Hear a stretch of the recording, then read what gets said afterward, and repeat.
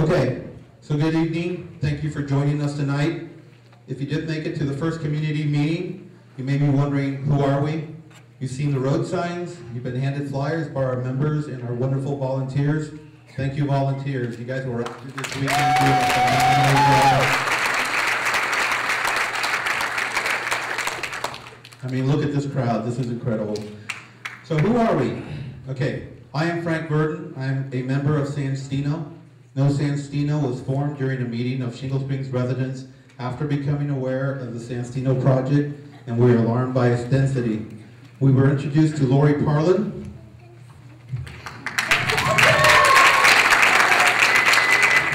Lori, the rock star. We were introduced to Lori and the Shingle Springs Community Alliance, who had been previously formed.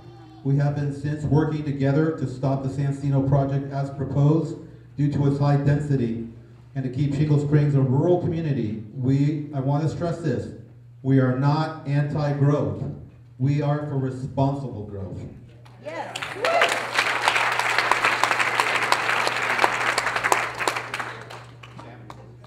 Okay, so here is our agenda. Lori Parlin will give an update on the Shingle Springs Community Alliance. Joel Ellenwood, our volunteer legal advisor, will talk about the Shingle Springs boundaries. I know this sounds kind of weird, but when you look at his presentation, it kind of makes sense. And Lori will give an update on Tilden Park. I will present an update on the Stino development. And Lisa Martin will cover responding to the notice of preparation. And then Lori Parlin will close the meeting and open for questions. We ask that you hold your questions till the end. There's a lot of you here, so we're going to have to make sure that we move quickly through questions. And we will take notes. We'll respond to them here. Those that we can't, we'll try and post those on our Facebook pages. So with that stated, Lori? Hey everyone. I gotta learn to talk as loud as Frank, because I don't. Thank you so much for coming. This is great to see everyone. I am tickled pink. And I want to shout out, we had almost 30 people out there this weekend canvassing Shingle Springs with flyers. And you guys, just give it up for them one more time. They spent hours.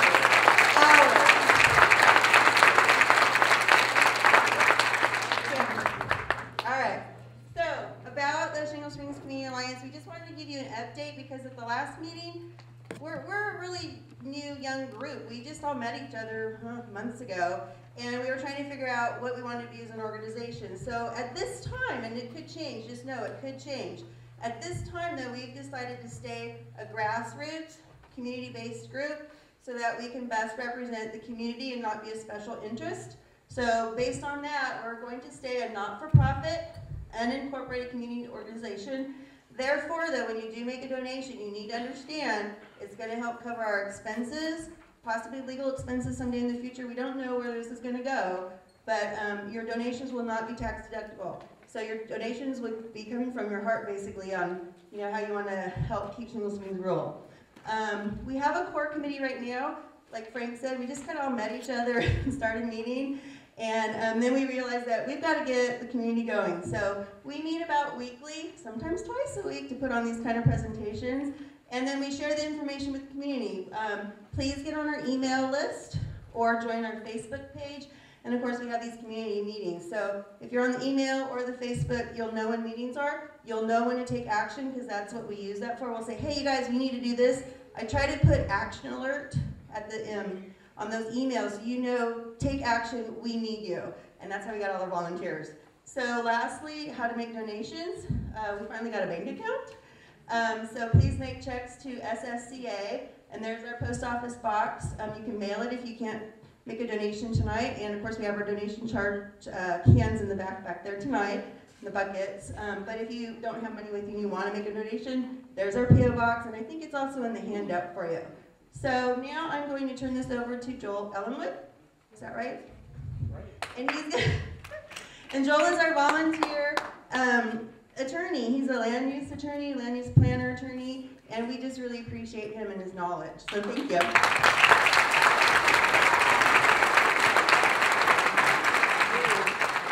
Thank you. Can you hear me all right? Mike. All right, I'll use the mic. All right. You know, I'm not from Shingle Springs. I met someone from here who first moved to Shingle Springs and on a property adjacent to the Shiver Ranch when she was 12 years old. I'm not going to tell you how long ago that is because obviously that'd tell you her age. But we found out about this project, and she hosted the organizing committee at her home. So she's not here yet tonight, but she'll be coming later. Her name is Eve Lowry, and she's part of the organizing group. I think she's been referred to as the Den Monk. So I want to let you know that I've been in this business for quite a long time, and I have never seen a community organization as phenomenally well organized as this one. So you need to give thanks to the organizing committee that has put this group together. Thank you. Now, the reason we ask you to put a star where you live in Shingle Springs is no one really knows where Shingle Springs is. So before you can defend your boundaries, you have to know where they are. So part of what we'd like to do tonight is begin the process of defining what Shingle Springs is that you know this group is going to work to protect as it moves forward in the future. So I put together this little presentation here. So Shingle Springs, are you in Shingle Springs?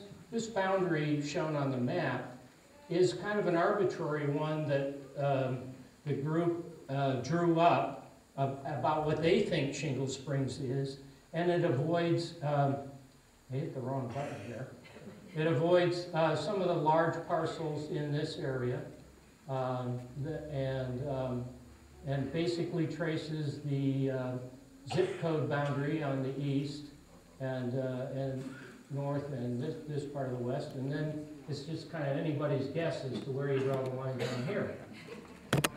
Well, what makes a community? It's the people, the residents, the property owners, the businesses and institutions like churches and schools and other types of institutions.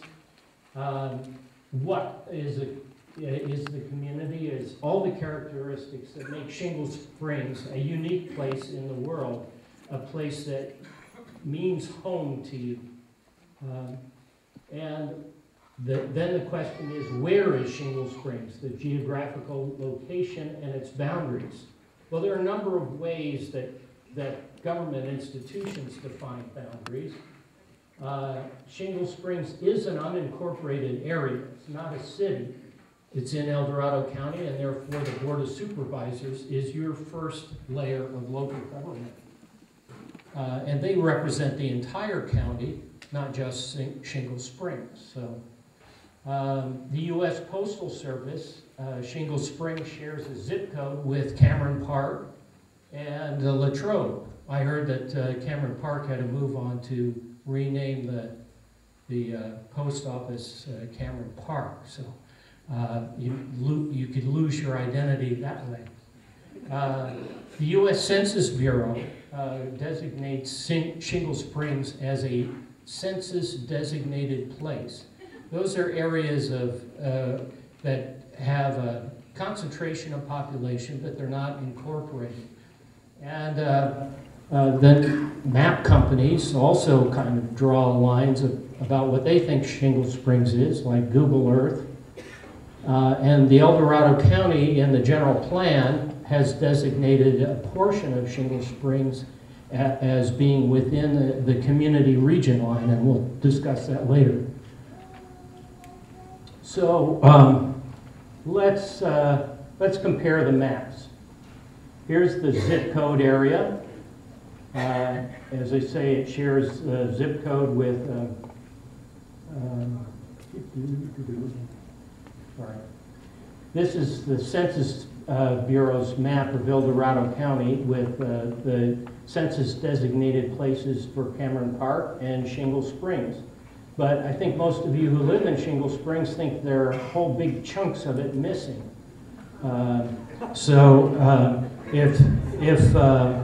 If you're not in that area, you are not counted as a resident of Shingle Springs in the census of 2010. Google Maps comes up with this shape for Shingle Springs. Who knows what some geek did in wherever it is that Google is. And here's the community region line that's in the general plan, which, I'm sorry,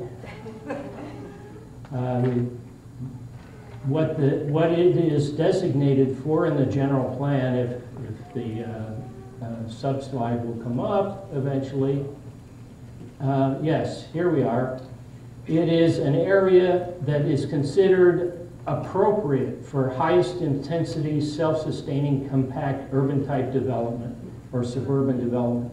And the Shingle Springs Community Alliance advocates removing the community region line for Shingle Springs in order to preserve the rural lifestyle.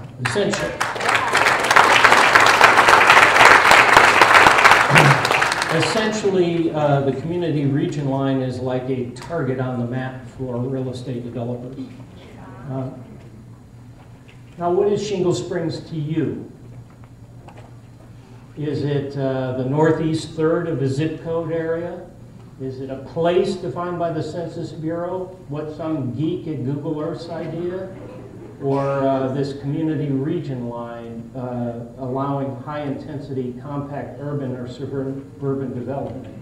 Or is Shingle Springs a rural residential community with a small commercial core, a contiguous area within the 95682 zip code in which the majority of parcels are 1 to 10 acres? The residents and property owners identify with the fact that they live in Shingle Springs. Hence the question, are you in? And having sought out a quiet rural environment. There are a diversity of parcel sizes and offering housing types for quality housing for all ages and incomes. And keeping Shingle Springs rural provides a buffer between the much more urbanized areas of Cameron Park and Diamond Springs, El Dorado, onto Placerville.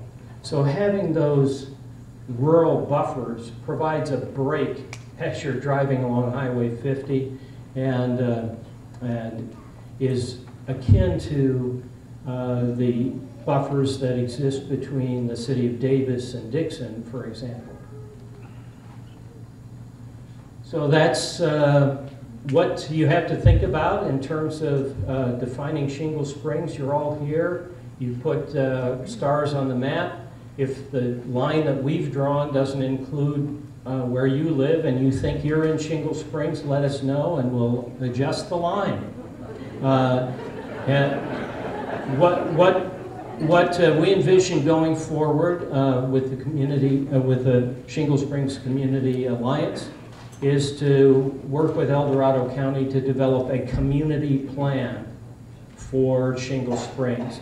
And part of the community plan is going to be defining the boundary for what the plan covers, and hence the boundary for Shingle Springs. Maybe we can convince the Census Bureau to use your boundary instead of their idea, cramped idea of Shingle Springs, so that in 2020 you get a real census of Shingle Springs. So thank you very much.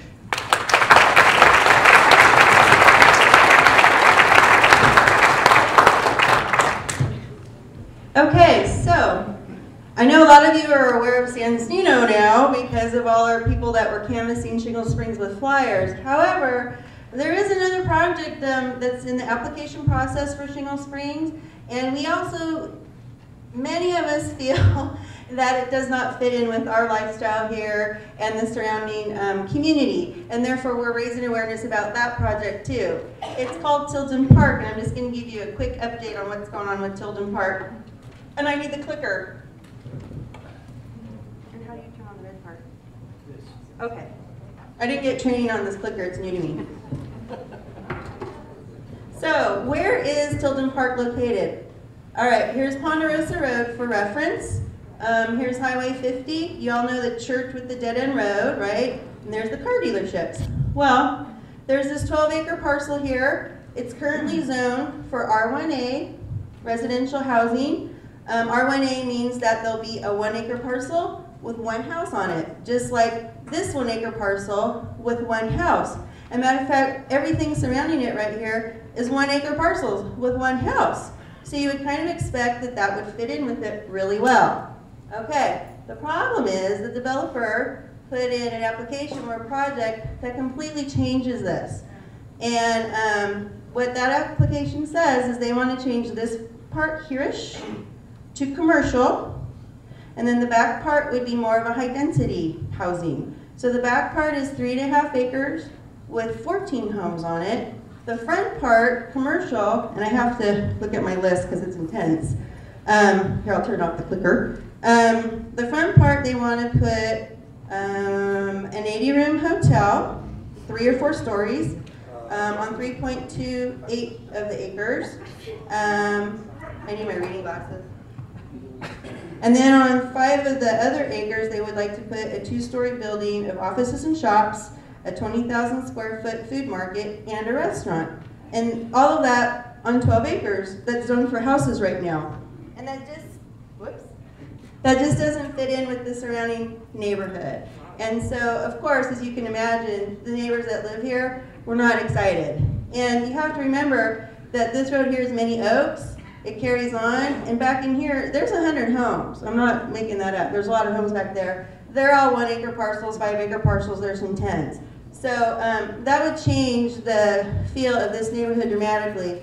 The bigger concern for all of Shingle Springs, and people possibly that live out here in Coloma and Lotus that use North Shingle Road, is this project as it's proposed. The traffic study said that that project would generate almost 4,500 additional car trips per day. Per day.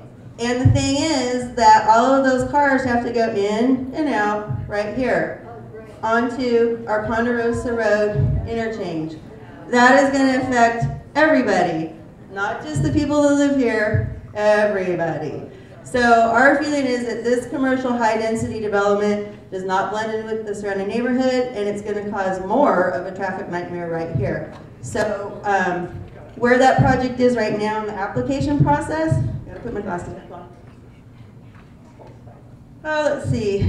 Well, basically right now, the way the Tilden Park application is the county is waiting for their new traffic model software, I guess it is, that kind of like models traffic for all of the county. That software is being updated right now, is my understanding. I think it's called the traffic model. But anyway, it's being updated right now. So as soon as that's available, there'll be this traffic model for the whole county, and then the county can proceed with this application for Tilden Park, and they're going to create what's called a draft environmental impact report regarding Tilden Park. So as soon as that draft is published, we will blast out an email, we'll blast it on Facebook, because you're going to want to read it, and you're going to want to make public comments about it. And we just don't need that traffic there. It just doesn't make any sense. So please, please, please do get on our email list and get on our Facebook so you know what's going on and we can keep you posted. So that's where it's at. We're waiting for that draft EIR. Who's next? Frank's back. I'm back.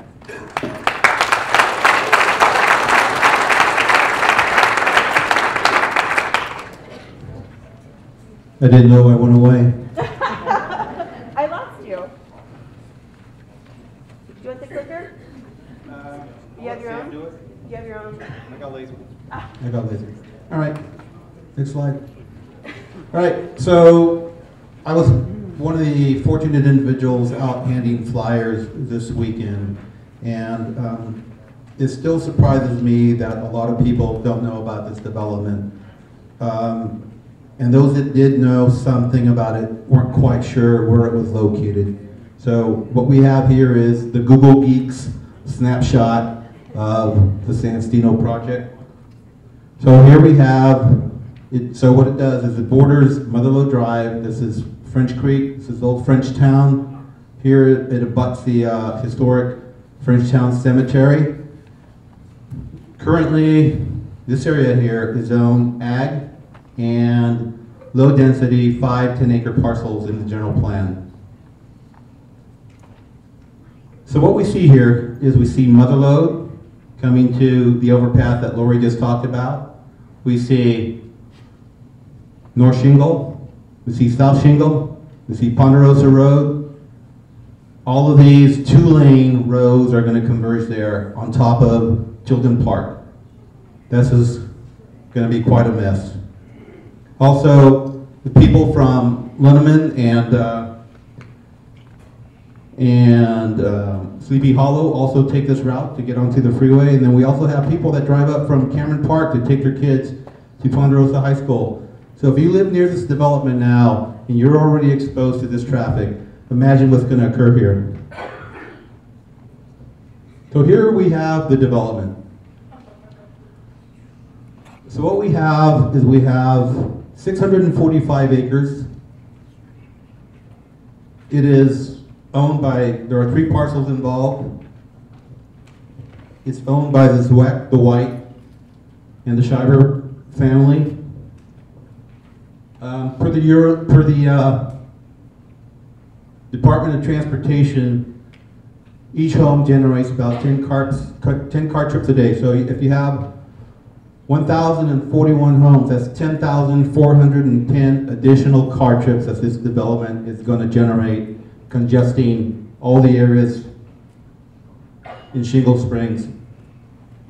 So additionally, we have this road here in the development called Via Lavenza. It's going to come across Motherlode. It'll go straight, it'll make a left turn, and it'll connect to Maggie Lane. So you Maggie Lane folks, residents, are going to be impacted. Right now, I know your development. It's nice and quiet. It's an easy access onto Shingle Springs Drive. That will change. So this will be a 4-way light. Here's another exit here, and we don't know what that entails, if that's just stop signs or how that's going to impede traffic on Motherlode. Here we're going to have Via Lavenza that's going to come out on French Creek. So these residents here can conceivably come out French Creek and impact all of this. This area right here comes to a stoplight, and that gets compacted quite a bit. So this is like the 10-pound gorilla on the block.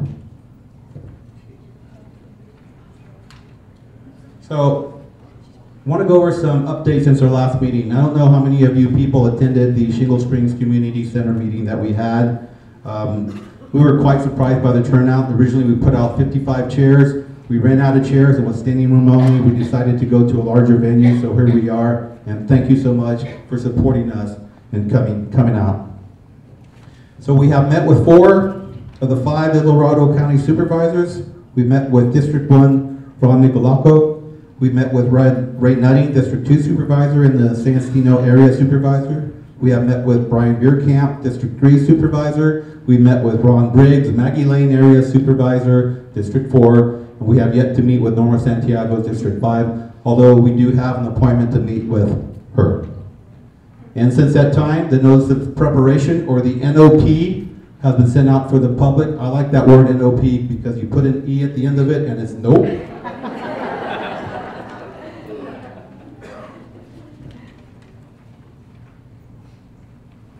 So the Board of Supervisors held a meeting on February 26th to discuss contracting to hire an environmental consultant to prepare the environmental impact report, or the EIR.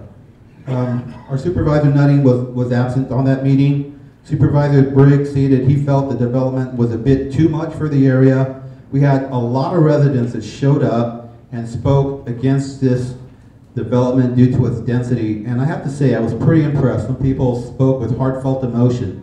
It was amazing. Supervisor Bierkamp moved for denial of the item. The item required 4 out of 5 votes. With 1 supervisor missing, it required that all 4 vote, so 100% of the supervisors had to vote. With Bierkamp moving for denial, that pretty much squashed that item. Supervisor Santiago seconded the motion, and all 4 supervisors in attendance voted unanimously to deny entering the contract. And we have a short snippet of that video.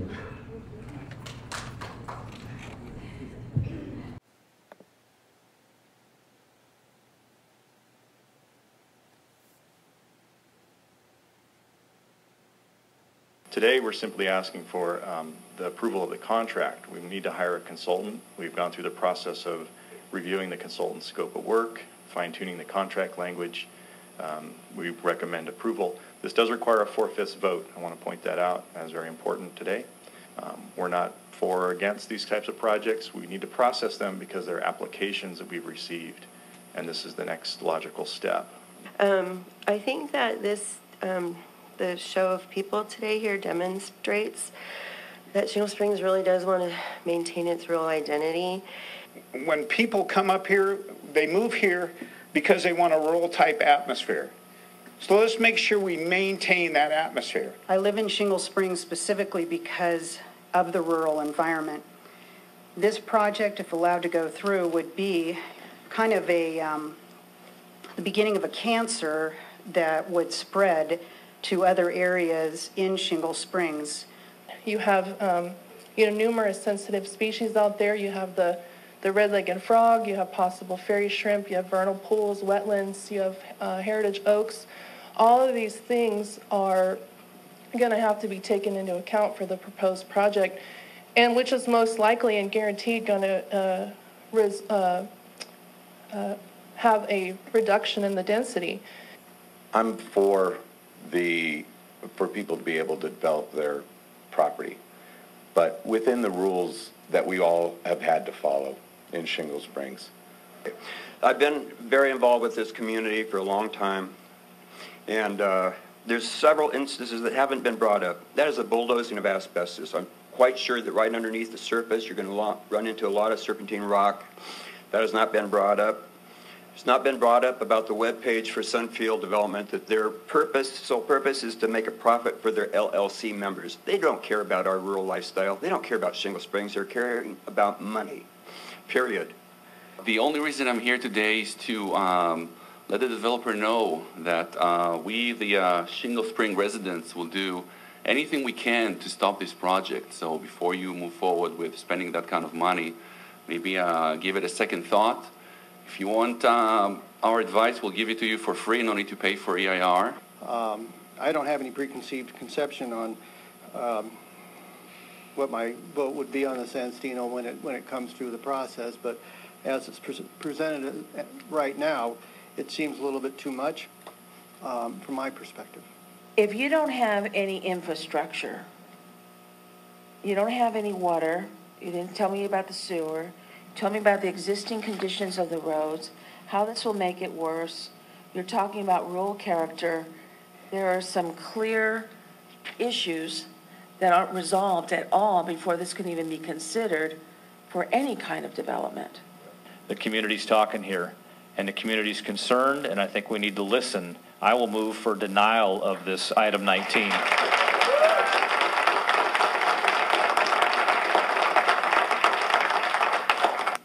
I'm seconding the motion, yes. I know you are. The motion and a second. All those in favor? Aye. Aye. Aye. Opposed? Okay, so hang on, we got a question. One question. That was to deny, period.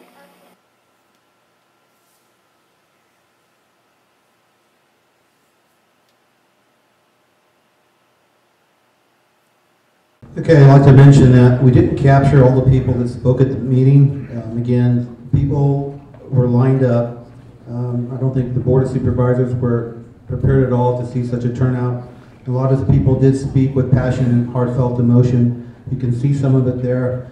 This video may be viewed on the No Sand Stino Facebook page or the Shingle Springs Community Alliance Facebook page. The video does have a time marker on the bottom, and we have a time listed on when this meeting starts in particular, so you don't have to watch the entire Board of Supervisors meeting. And although the EIR, or the Environmental Impact Report, was not contracted, the Notice of Preparation still requires a response.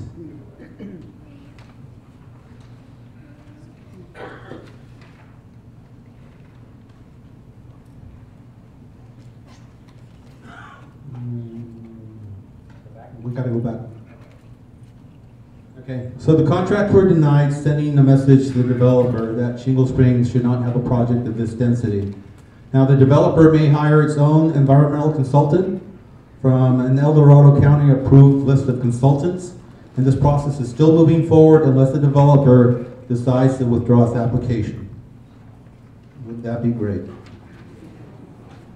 And on behalf of Shingle Springs Community Alliance, No San Stino, Mr. Ellenwood, our wonderful attorney, legal consultant, volunteer, sent a letter to the Board of Supervisors pointing out that no EIR is necessary to deny this project.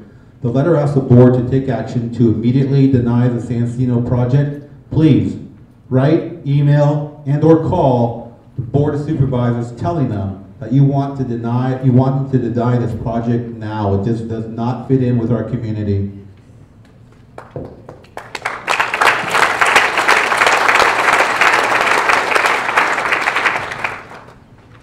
And for the notice of preparation, a public scoping meeting will be held at the Shingle Springs Community Center at 5:30, March 21st. This meeting is held by the county, and sometimes I know the developer does appear to discuss the development and inform county residents of the project. Please attend this meeting. It's very important. And I want to make mention that for El Dorado County, the NOP, is required to be sent to residents within 500 feet of the development. I would say that most of you here have no idea that this development was coming if we weren't out handing flyers, if we didn't have posters, if we didn't have signs out there, if we didn't have volunteers pounding the pavement and knocking on your doors and stopping you wherever you were at the grocery store and handing you these notices. It's my opinion that when a development of this size comes along, the NOP should be sent to residents far outside that 500-foot boundary line. It just does not make sense to keep it so close to there and keep people uninformed of what's going on in their community. It is my intention, I stated this at the last meeting, it is our intention, it should be all of your intention, to inform all of Shingle Springs residents that this high-density project, about this high-density project and the impact it will have on a rural lifestyle. It is a very, very bad thought. Thank you.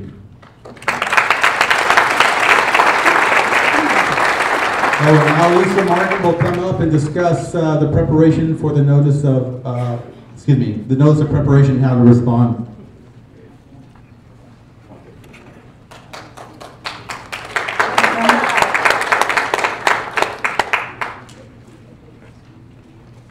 Thank you. My name is Lisa Martin, and I am a resident of Shingle Springs.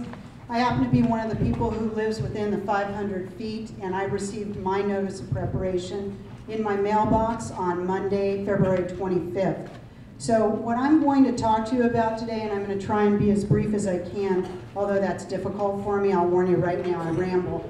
I have a very tight script here, so I will stick to it best I can.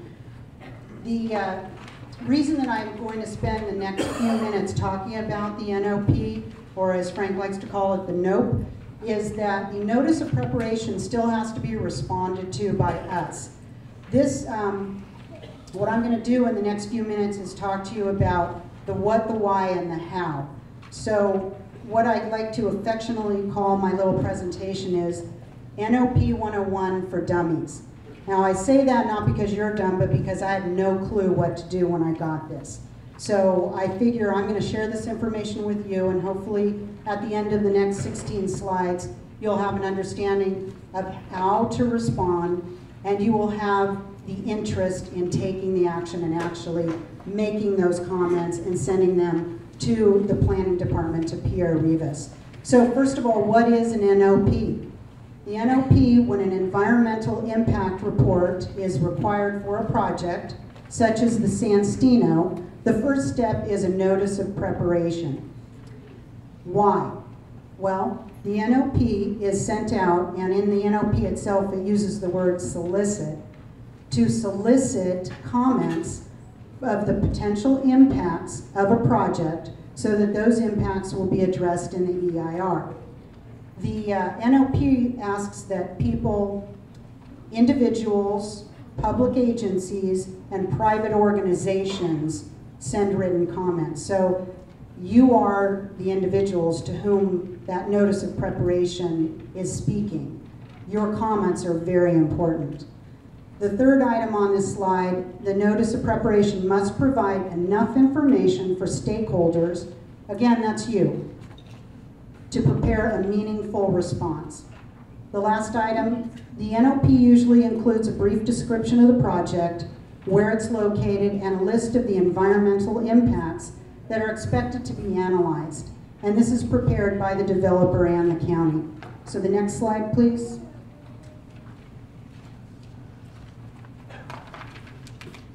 Where can you find the notice of preparation, the NOP? It's posted on the El Dorado County website, and you can find it at that address, and that address should be in the packet that we handed out to you. Or you can just go online to El Dorado County and scroll through, go to the planning department, and you'll ultimately get there. It's not difficult to find. Some of you who are within that 500-foot area that Frank mentioned received this document in the mail. And I'm curious, just quickly, how many of you got this document in your mailbox? So I'm looking at about 20 people, and there are over 200 people in here. Now, the remaining people in this room, some of you know about this notice of preparation, some of you don't. Can I just have a show of hands of the people who are aware of this notice of preparation and the fact that you can comment and must do so by March 25th? So, wow, not very many people. I'm glad you showed up because I'd really like you all to comment now that you know what this is. You can also, if those of you who choose not to use a computer or don't have a computer would like a copy of the notice of preparation, which is 5 pages, I have 35 copies, and I'll be standing by this exit door after the meeting, and I'm happy to give you a copy. If I run out, I'll take your name, your address, and your phone number, and I'll get you a copy. This is also posted on the State of California's Clearinghouse website. You'll notice the date, well, you can't actually see the date, can you? The date that this was posted was February 22nd. That's the date that the 30-day clock starts to run. So we have within that time period to respond. Now, the next page, please. This is what the first page of the notice of preparation looks like. You can probably read this document. It says dated February 22nd. It's to public agencies, to interested organizations, and to the individuals, and that's all of us. And it's from Pierre Rivas. He is the person to whom your comments need to be addressed. And I'll explain as we go further on exactly how to do that. You can mail them, email them, carrier pigeon if you have one, as long as it gets there on time. So this is what it looks like, and again, I have 35 copies of this that I can hand out if you don't have a computer. Okay, so this is the how part. We have the what. The notice of preparation is intended to notify us. The why is they want our comments. The planning department wants your comments. They care about what you think. They care about what you are concerned with. How? What are we going to do? In the notice of preparation, there are 14 elements that the developers have listed. The next 3 slides will outline those, and what we've done is, next to the element itself, we've put an example of what the item would be. So the first element, for example, is land use and planning. This refers to the general plan. This refers to changing the current land use, the current zoning or land use of, as Frank mentioned, agriculture or 5 and 10 acre parcels, which means 1 dwelling unit for 5 or 10 acres. It means changing that with an amendment to high density, as much as 8 homes to an acre. It changes it so that you can put 1,041 homes in a spot that technically should have about 126. The second is housing and population, the increased population growth. The third, visual resources, vegetation removal, grading, new buildings, aesthetics, viewshed. How will this project change what the area looks like? What your view is, for those of you who live within that 500 feet, do you see that Stino or Sweck or white property now? Well, guess what you'll be looking at if this project goes through. So that may be of concern to you. The fourth, biological resources. It's expected that there will be sensitive plant and animal biological resources. nesting raptors, we all see hawks. Oak woodlands, red-legged frogs, Pacific pond turtle. There's riparian habitat and wetlands and other jurisdictional waters. They'll address the cultural resources. This is things like grinding stones, historic buildings, other artifacts, Native American burial sites, or perhaps burial sites from the 1800s that we're not even aware of. There is a cemetery near the intersection of French Creek and Old French Town. Geology and seismicity. They'll check to see if there are fault lines underneath this property. They'll check to see if there's asbestos, as has been mentioned. Hydrology and water quality. Pollutants seeping into Holiday Lake, Sawmill Creek, water wells, septic systems. All of you who surround that area, at least that are south of Mother Lode, as I am, are likely on septic. I don't know too many people who are on sewer. We get EID water, many of us, but many of you are on wells as well. So that will possibly change the complexion or the content or the water quality of your wells. So hazards and hazardous waste, wildfire, for example, that would be a hazard if you put 1,041 homes, and that impacts traffic and circulation as well. So the traffic and circulation is a particular interest to me. I live within 500 feet. I live very close to French Creek Road, which will be impacted. Human nature, we like the path of least resistance. As Frank pointed out, the feeder road for San Stino runs into French Creek down at the bottom. I don't know about you folks, but I'm not going to drive north and east if I can just go a little bit south and drive up north so I can get on Mother Lode to get on Highway 50 and go to Sacramento where I work. Because I think most of those people will be working in Sacramento. Or maybe El Dorado Hills or Rancho Cordova. Next slide, please. Air quality is one of the concerns or one of the issues that's listed in the NOP. Particulate matter, both from the construction and afterwards, dust, 1,041 wood-burning stoves. Greenhouse gas emissions, both during construction and after the project's done. 1,041 homes, I think the average is 2 cars per home. I don't know about you, but most, well, I have 3, and most of my neighbors have more than 1 car per person, so maybe it'll only be 2. That's an additional 2,082 cars only, so. Noise. 1,041 weed eaters, and leaf blowers, and I don't know, block parties. Wow, that looks like fun. Public services and recreation, fire, police, school, and parks. Utilities and infrastructure, as Ms. Santiago mentioned at the little snippet that you saw. Water, wastewater, solid waste, telecommunications, electricity, and natural gas. It's all going to go in. These are all elements that you can comment on. So these are, if there is in that 14 list or item list, something that particularly speaks to you. And this issue is not about what we on the Shingle Springs Community Alliance want. It's what you want. It's what you as the community find to be important. So your comments need to reflect what concerns you as individuals, as residents of this county. So the state of California also has the full list of the project issues specifically relating to the San Stino, and there are 24, not 14. So the state has a few extra. We'll just go through these quickly. Aesthetics, visual, we saw that on the other one. Agricultural land, that's not mentioned on the San Stino.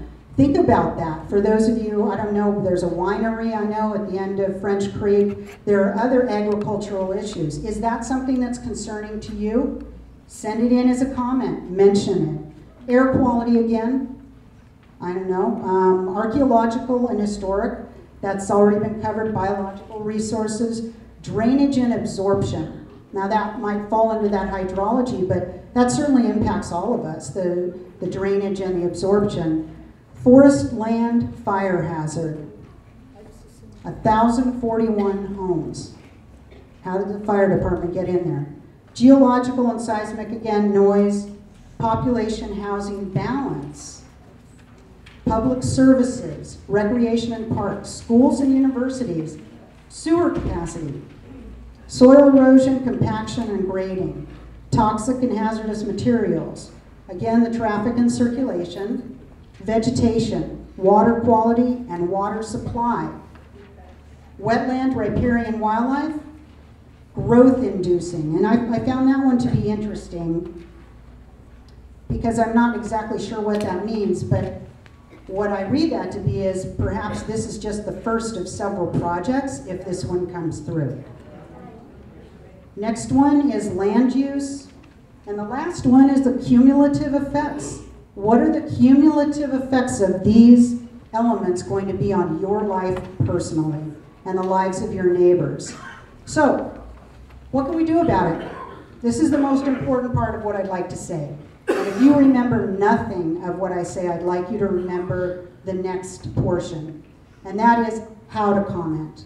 I'm going to tell you how to do it, and I'm going to ask you to actually make the effort to make this comment. Keep the comments simple. And it doesn't mean that you aren't able to be as expansive as you want. If you want to send a letter or an email to Pierre Rivas and you want it to be 10 pages long and you want to list everything in there, do it. That's fine, but you don't have to. What you need to do is to respond to those areas that are of concern to you. And the next two slides will have 4 areas, just basic in general.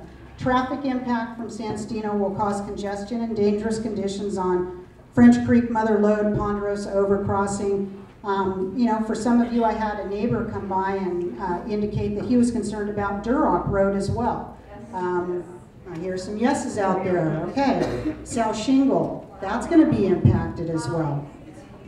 So there are probably some more roads out there that folks out here live on or have to commute on.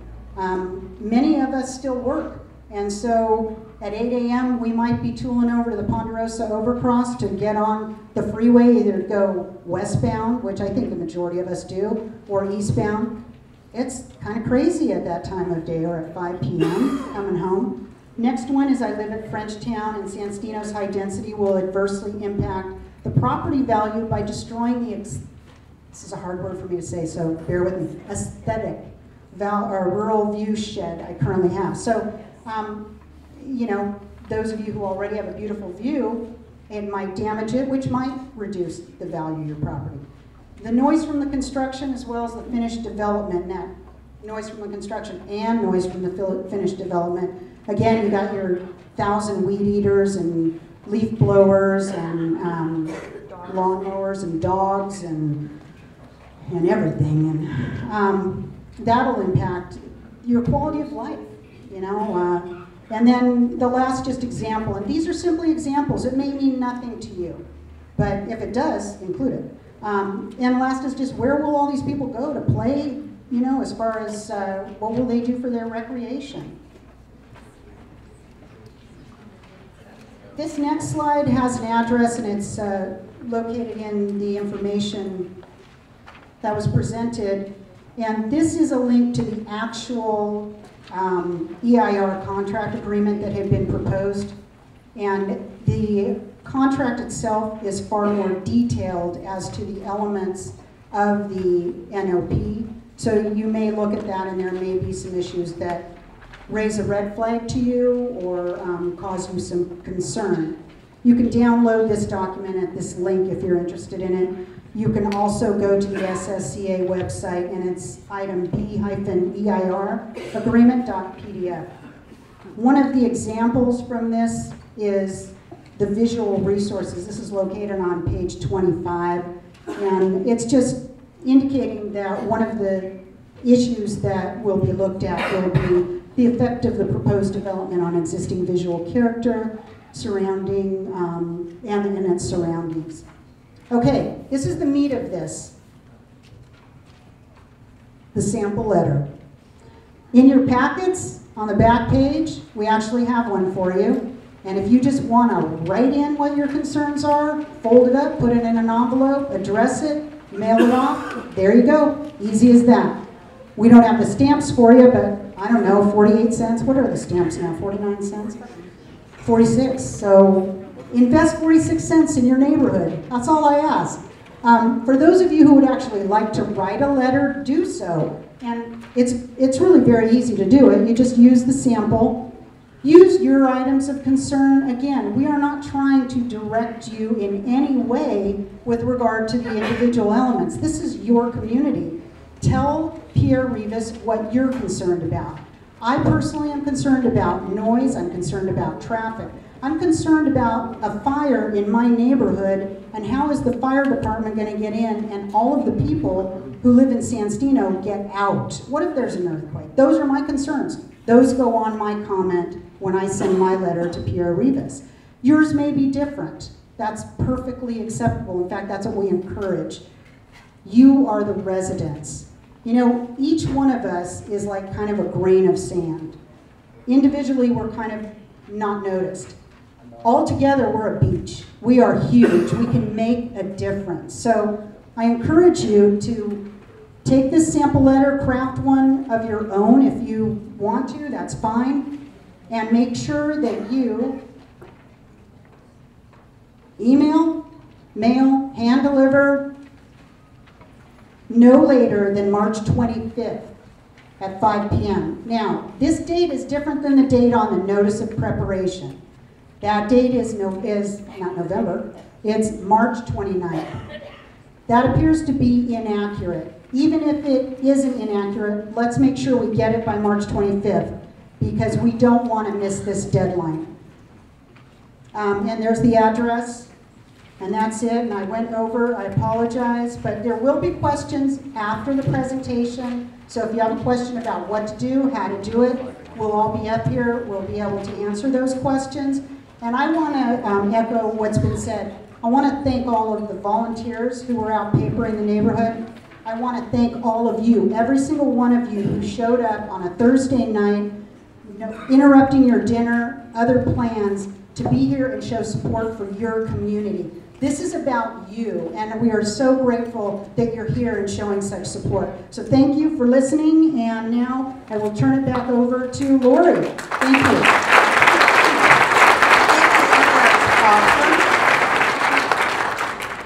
All right, does everybody feel comfortable on how to do an NOP? Yeah? Great. If we're almost done, we're almost done. I know everybody's getting tired. I am. And so everybody says the first thing, oh my gosh, what do I do? What do I do? What do I do? And I say, well, we're working on it. Well, now we have a good plan. So take action. There's several things you can do, and I'm going to try and lay it out for you quickly. Okay, this map here is taken from our current general plan map. What I want you to notice is, see, high density is yellow. Cameron Park.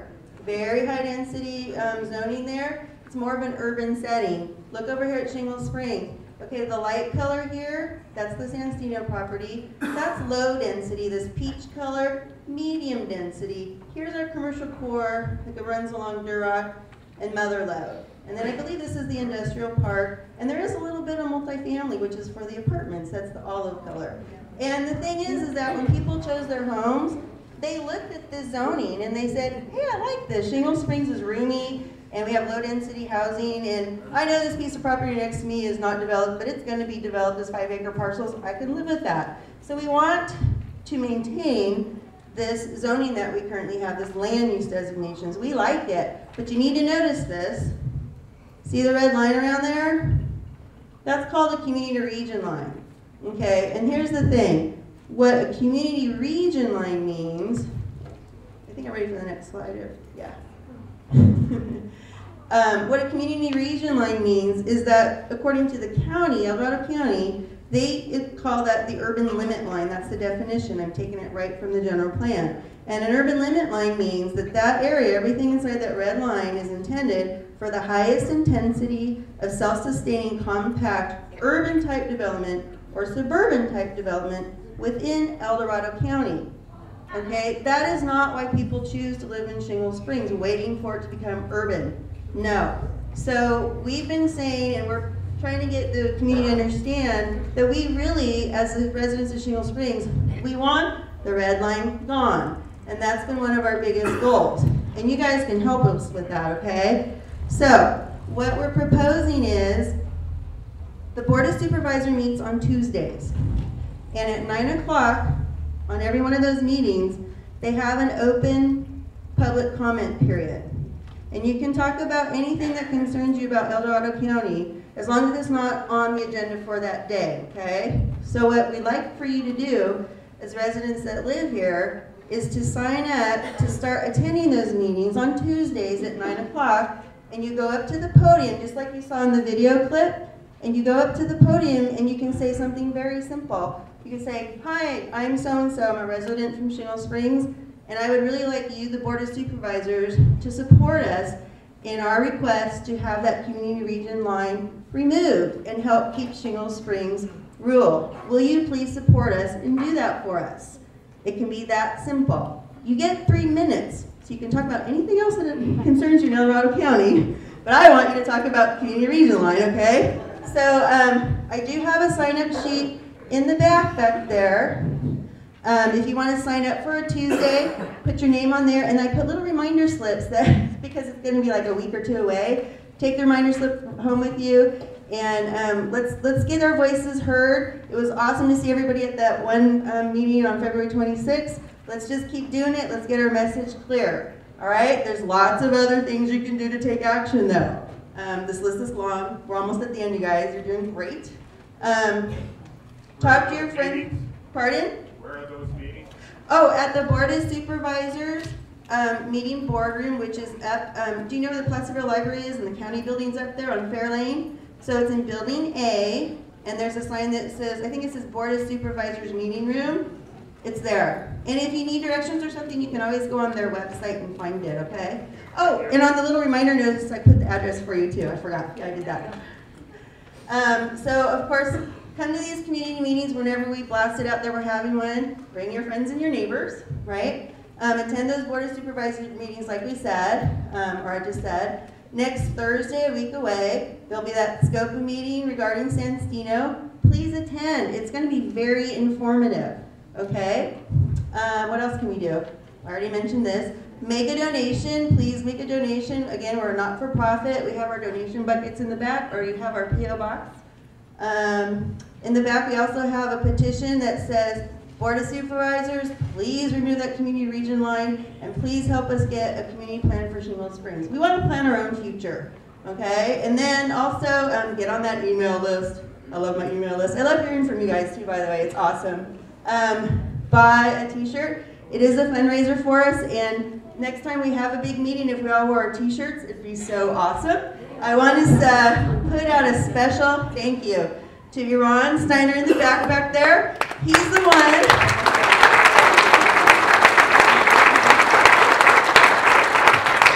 Iran was just, I can't remember what it was, but one morning I get this email and he's like, Lori, I want to design a t-shirt and I want to do a fundraiser with it. And it was awesome, and I'm like, go for it, as long as you do it and I don't have to. And he did. I mean, and you guys did the poll and we kind of got to vote on the design, and he got us our t-shirt. So thank you so much, Iran. I really appreciate it. I love the way they look. And you can buy one after the meeting.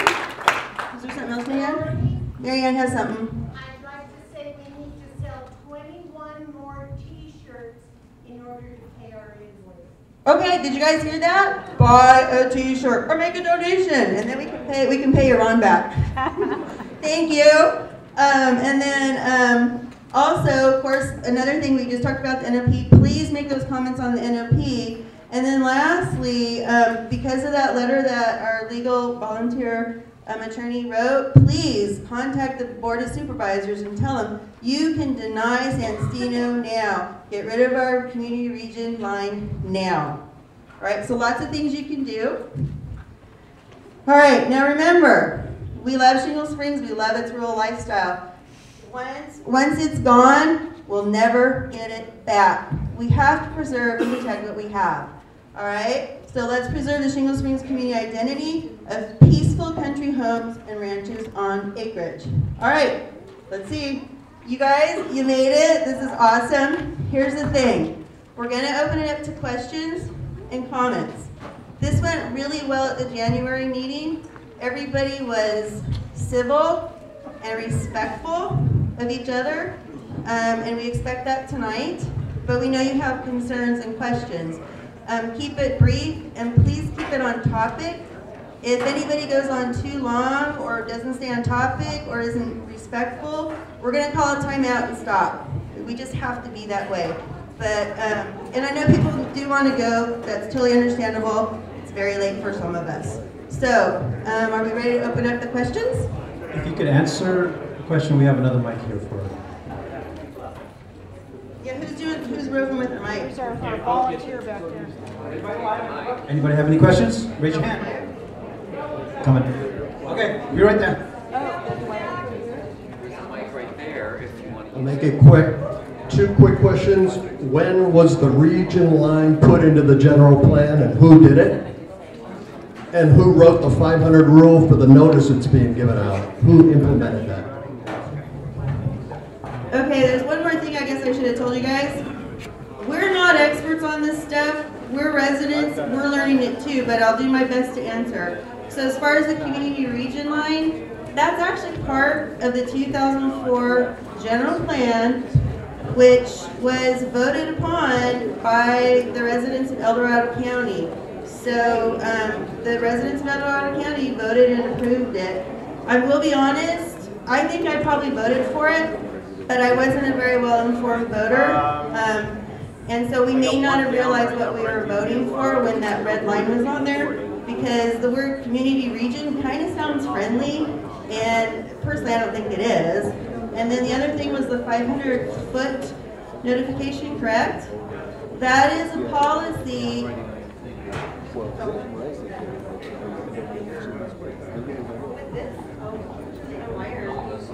Yeah, I'm wired on this mic. I'm sorry, you guys, you didn't know that. The 500-foot notification is a policy.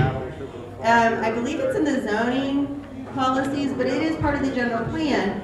And right now, the general plan is being updated. And if you think that that notification should be lengthened and more, you are welcome to make a comment and let the county know. I actually did that last summer before I knew very much stuff. I just realized that that 500 feet was not enough. So please make a comment and tell them that when they're updating the general plan, you want them to increase that notification area. That would be, especially in places like Shingle Springs, 500 feet is nothing. Does anybody else have a? In the letter to Mr. Rivas, if we follow the form here, do we need to address the Tilton Park separately from the San Stino? The NOP that we talked about tonight is specifically for San Stino. Tilton Park already went through the first round of NOP stuff, and so we have to wait for that draft to come out before we can make another round of comments. Does that make, did I do it right? Yes? Anybody else? I've got a question about how the developer gets access to private property like Maggie Lane and the road off of Maggie Lane. Do they? It's a private road. I don't know how they can access. Yes, it is a private road, and I don't know how that works. So I would put in an NOP comment and say that. Absolutely. I mean, it's private property. How on earth is this going to happen? It doesn't. You know, that's a very valid concern. Put it in writing and submit it. Anyone else? Okay. Right here. Have you heard anything about low-cost housing for low-income people? At this time, I have not. I know it was in previous drafts of it. There was the current plan that I've seen in that current map is very different than past versions. I don't know how that affordable housing is going to work into this. And again, put it in your comments. Those are all valid things. The affordable housing, put it in your comments. Should our NOP comments be placed per household or individually? I don't know. It's totally up to you. If you don't want to work with your spouse, do your own thing. Oh, that's what I do. Sorry. I know. The number of impacts. I don't know if the number is as important as the quality, is my understanding. So when you do it's the quality in what you say in your comments, because each and every one will become public record. Lori, I have a question here. It's me. The meeting next Thursday at the community center, that's going to be run by the county and maybe the developer. Do they have any idea how many people might show up? I mean, I'm thinking there might be a space concern. I don't know. We don't have to worry And about actually, we've thought about, I don't know, you guys might want to park, we're thinking of parking at the park and ride, and I can use my van and carpool people over there if the parking at the scoping meeting gets crowded at the community center. We could do that. So you guys just email me and say, yeah, I want to carpool, and I'll run you over there in my van, so that, because I am concerned about the parking. We've done that before. I got a question. How did that red line, the original high-density area, where did that ever come from? I hope I'm not repeating something. Well, you kind of are, but maybe I didn't explain it very well. It's okay. So the community region line, again, it's part of the 2004 general plan, which was approved by the voters. My understanding was by a very small margin, though, but it was in there, and it was voted on, and that's how it got there. It can be changed. In the general plan, it says that that red line can be changed, and we're asking the board to say, hey, let's remove it from Shingle Springs. So contact them and let them know you'd like it removed. 2004? Anybody else? You guys go buy a t-shirt. I'm concerned about how they're going to provide water. My understanding is that there are some community wells being planned. How do we find out about that? I don't know how we look into that, but I would suggest you submit it as a comment for the NOP, and then it will be, it has to be addressed. The comments have to be addressed. They become part of the public record. Can we get the lights up a little bit? Does the approval of the project rest with the 5 supervisors? Ultimately, yes, the approval of the project does depend on the supervisors, because it would require a general plan amendment to change the zoning that can be done on that property. Yep. How are we doing, guys? I don't know. Anybody else? Any more questions? All right, you guys are awesome. Please take action. We really appreciate everyone being here. Thank you.